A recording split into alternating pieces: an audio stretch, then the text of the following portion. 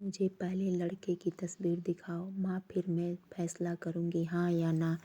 जी हाँ दोस्तों, मेरा नाम संजना है। आज मैं आप लोग के साथ अपनी शादी की सच्ची कहानी बताने जा रही हूँ।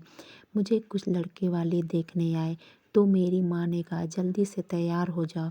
तो मैंने बोला पहले मुझे फ़ोटो दिखाओ। माँ ने मेरी तरफ देखा, अच्छा हम तुम्हारे लिए क्या कोई अच्छा लड़का नहीं देखेंगे? मैं गुस्से में बोली, माँ बस मुझे लड़का देखना है, मुझे उसकी तस्वीर देख मंगवा लो या लड़के को ही बुला लो।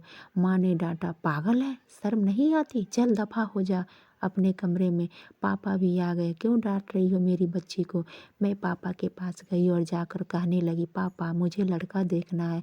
पापा ने मुस्कुरा कर कहा, बेटी तुम्हारी मर्जी से ही शादी करेंगे, कल मैं उसकी तस्वीर मंगवा लूँगा। लड़का बहुत अच्छा है, पढ़ा लिखा है, उसका होटल है, बहुत ही प्यारा लड़का है, लेकिन हमको लड़का देखना था। लड़का बहुत प्यारा था, मैंने हाँ कर दी। 10 दिन में ही मेरी शादी हो गई। मेरी शादी अरेंज मैरिज थी, ना कभी मुलाकात हुई, ना कभी कोई बात हुई, कभी एक दूसरे से मिले भी नहीं थे। ऐसे में पवित्र रिश्ता बंध गया, 2 अजनबी एक जान हो गए और मैं उसके साथ चल गई। मेरी पल भर की ही मुलाकात में जान बदल गई। शादी के बाद मेरी ससुराल में पहली रात थी। वे कमरे में आए, हाथ में आइसक्रीम पकड़े हुए।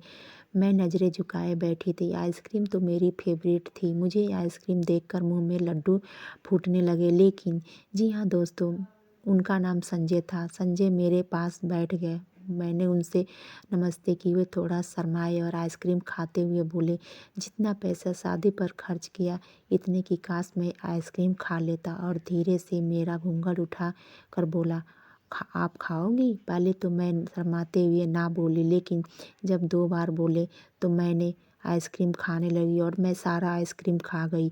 संजय ने जब पूछा, आइसक्रीम पूरी ख़त्म कर दी?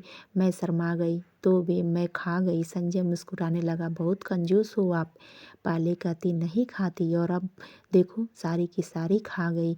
यह आइसक्रीम 50-50 की थी। मैं संजय को पहली ही रात इतना तो समझ गई थी कि संजय दिल का बहुत अच्छे हैं।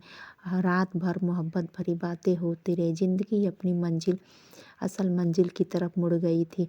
वक्त गुजरने लगा, मेरे भाई के रिश्ता पक्का हो गया।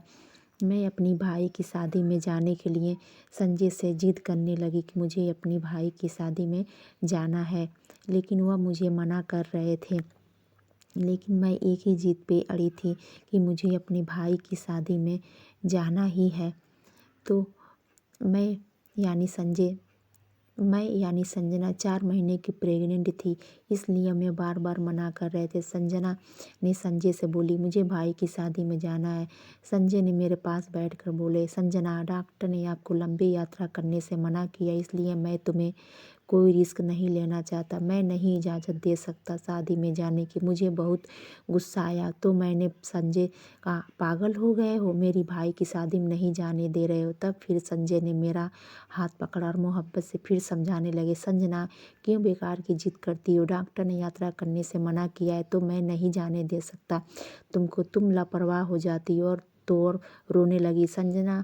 संजय ने अपनी माँ को मैं फ़ोन की। माँ ने बोला, अगर वह नहीं आने दे रहे तो मत आओ ना। लेकिन मैं जिद करने तो मेरे भाई और भैया और भाभी जिद करने लगे, क्यों नहीं आने दे रहे संजय हमारी बहन को? वे रात की तो बात है, संजय भी घर पर ही थे। उसने कहने लगे, आज मेहंदी है और 3 दिन की शादी का सफ़र है, ये जल्दी से वापस आ जाएगी।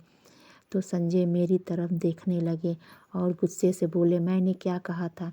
मैं अपनी नज़रें झुकाए अपने कमरे में चली गई। मैं शादी में गई, वहाँ पे मेरी बुआ की लड़कियाँ भी आई थी। खूब डांस हुआ, मस्ती एंजॉय हुआ। बारात वाले दिन जब भाई की बारात लड़की वाले के घर पहुँची तो बारिश हो रही थी। गली में काफ़ी कीचड़ था। मेरा पाँव फिसल गया और मैं गिर गई। गिरते ही मेरे पेट में दर्द होने लगा। मैं ज़ोर ज़ोर से रोने लगी। जल्दी से हमको अस्पताल ले जाया गया। मैं दर्द से चिल्ला रही थी। संजय को कॉल करके मेरे बारे में बताया गया। संजय घबरा गए। वे जल्दी से अस्पताल पहुँचे। डॉक्टर हम मेरे को इमरजेंसी वार्ड में ले गए थे। वे आए और पूछे, संजना कहाँ है? सब लोग बोले कि इमरजेंसी वार्ड में है।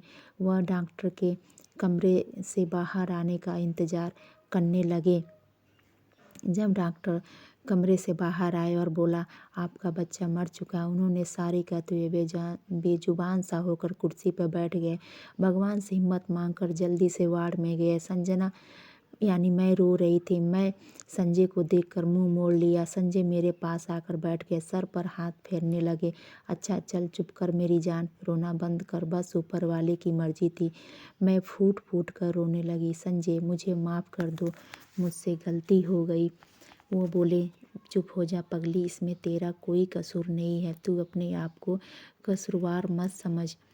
मैं तेरे साथ हूँ, तेरे पास हूँ।